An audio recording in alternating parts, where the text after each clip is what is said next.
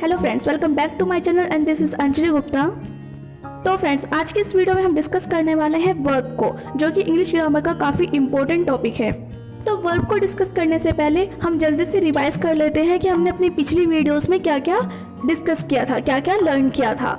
तो आपको याद होगा ना, पार्ट्स ऑफ स्पीच याद है ना कि पार्ट्स ऑफ स्पीच क्या होते हैं और उसके टाइप्स क्या क्या है। तो 8 टाइप के पार्ट्स ऑफ स्पीच थे, जिसमें हमने जो पहले 2 पार्ट्स ऑफ स्पीच थे यानी कि नाउन एंड प्रोनाउन को अपनी पहले इस वीडियोस में डिस्कस कर लिया था काफ़ी अच्छे से विद रूल।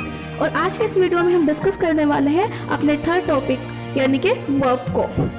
तो आइए देर ना करते हुए अपनी वीडियो को स्टार्ट करते हैं। Let's start.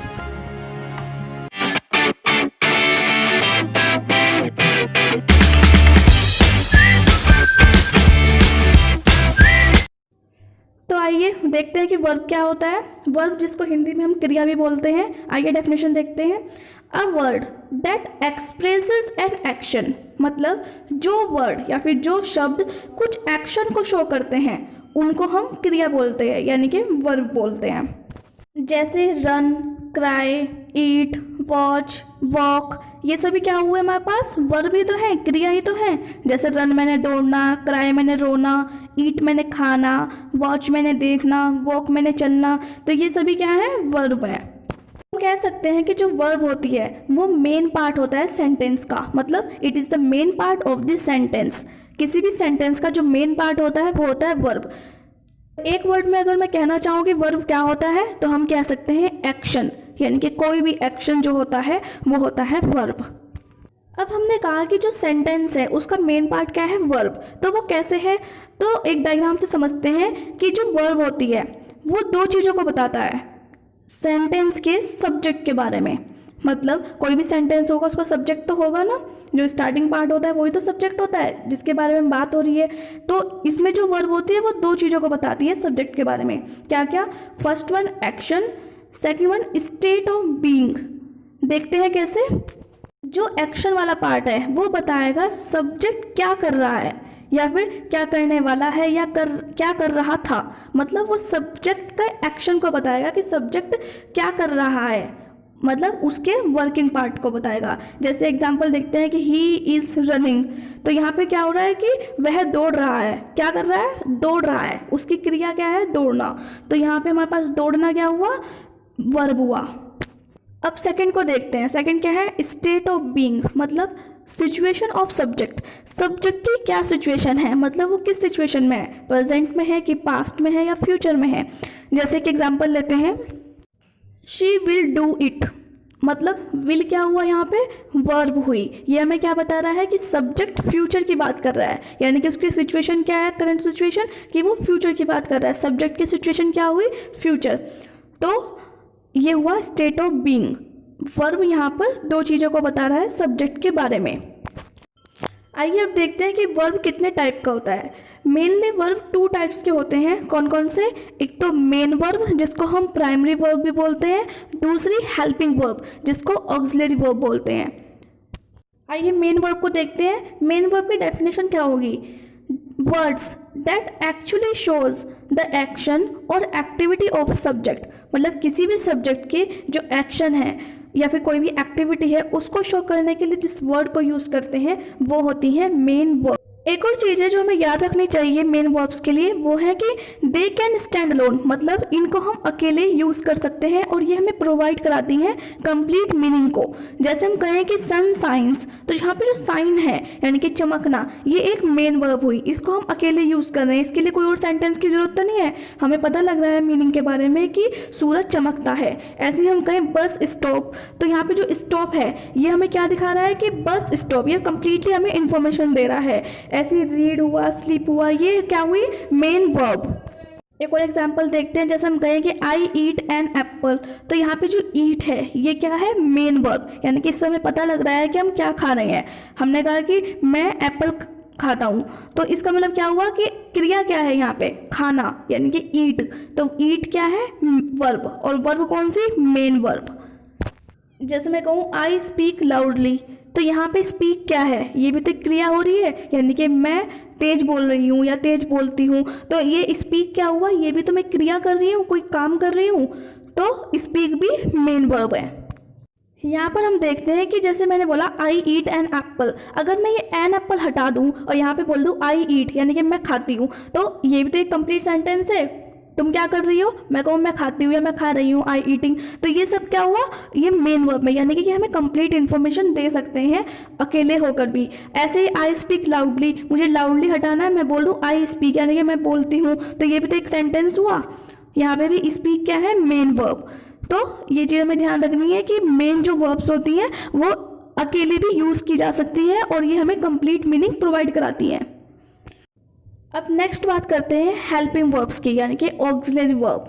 हेल्पिंग वर्ब हमारे पास 24 होती हैं टोटल, जो मेनली यूज़ की जाती हैं, जैसे is, am, are, was, were, do, did, does, has, have, had, will, would, shall, should, can, could, may, might, ought, to, must, dare, need, use to, ये सभी क्या हुई, हेल्पिंग वर्ब्स। इसमें जो यहाँ से है यानी कि वुड से है या फिर विल वुड से या कैन कुड से है, ये सब किस में आती हैं, मॉडल्स, इनको हम मॉडल्स बोलते हैं, मॉडल वर्ब्स।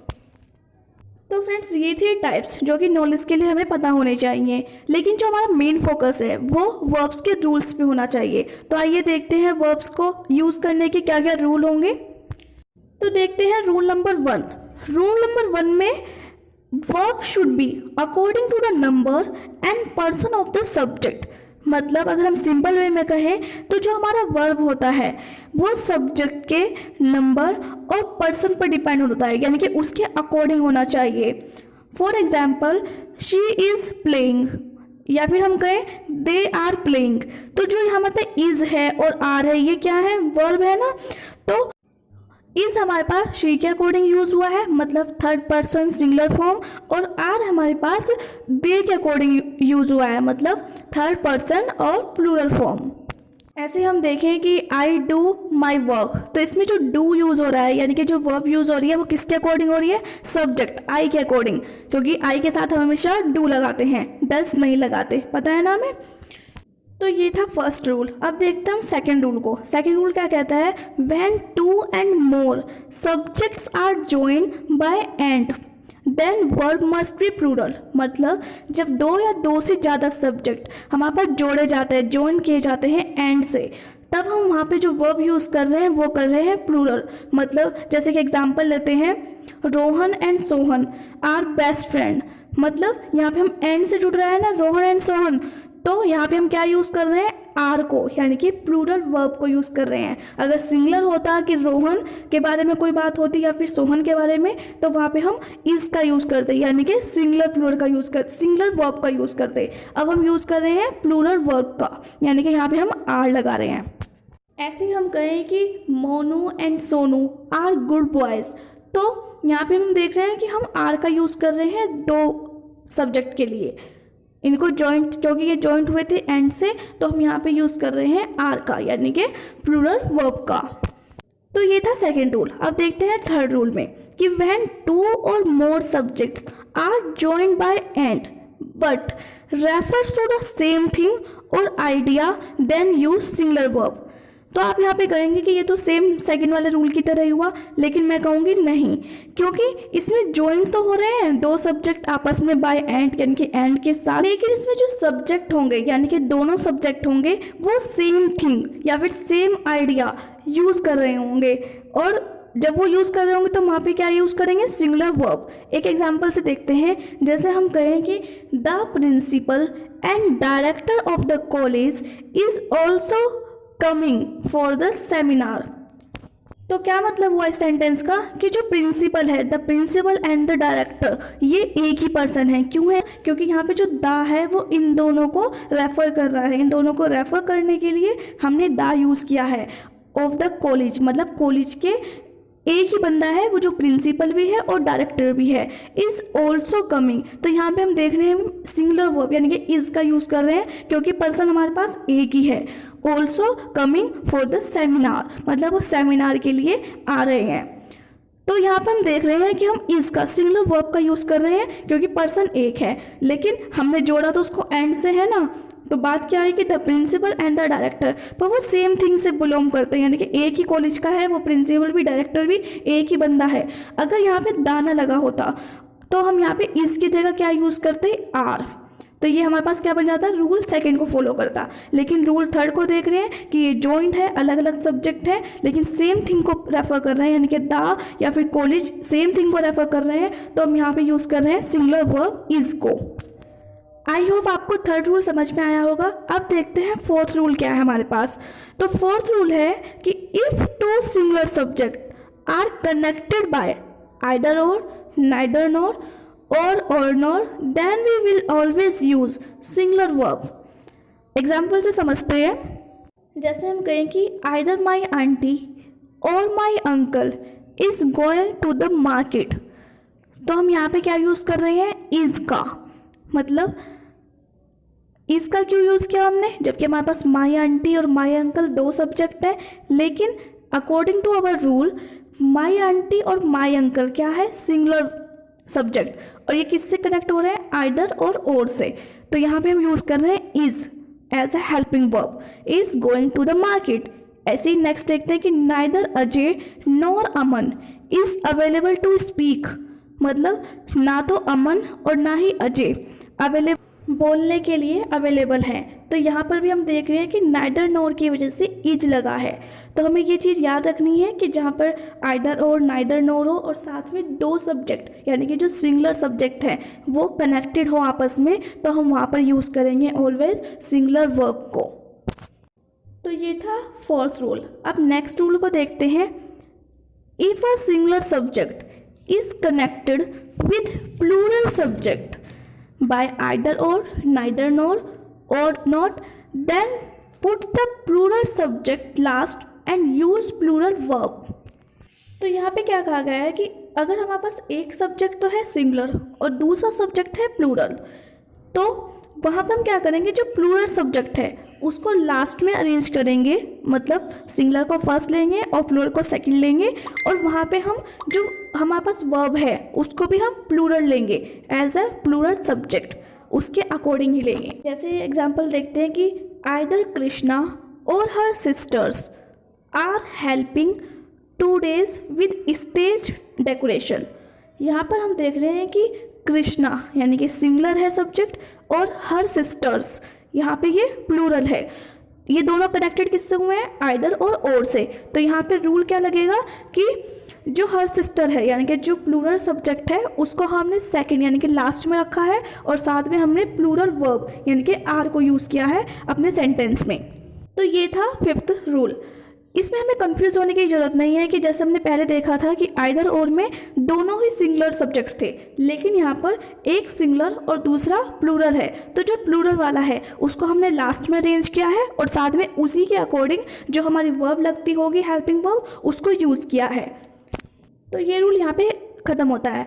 लेकिन जो आइदर और नाइदर नॉर से रिलेटेड एक और रूल है जो मोस्ट इम्पोर्टेंट रूल है, वो क्या है कि if I is one of the two subject connected by either or, neither nor, or not, then put that second and use verb which is suitable to I।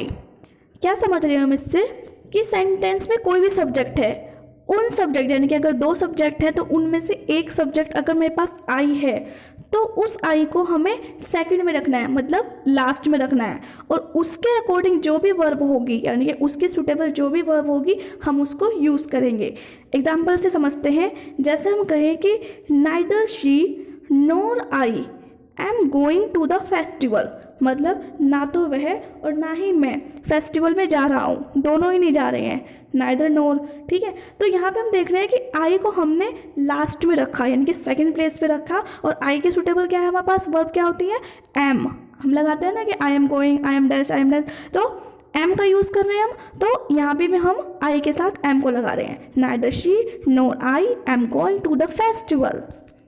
एक और देखते हैं, जैसे हम कहें कि आइदर साक्षी और आई विल गो मार्केट, तो यहाँ पे हम क्या देख रहे हैं कि या तो साक्षी या फिर मैं मार्केट जाएंगे।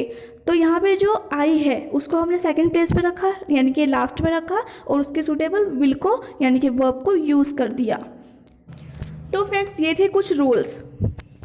इस वीडियो में हमने कुछ सिंपल्स रूल देखे हैं, तो कुछ आइदर और नाइदर नो पर रूल देखे हैं, लेकिन वर्ब्स में और भी बहुत सारे रूल्स हैं जिसको हम अपने पार्ट सेकंड वीडियो में देखेंगे। तो वो वीडियो देखना बिल्कुल ना भूलें, लाइक करते रहें, सब्सक्राइब करें और शेयर करना बिल्कुल ना भूलें। Thank you so much.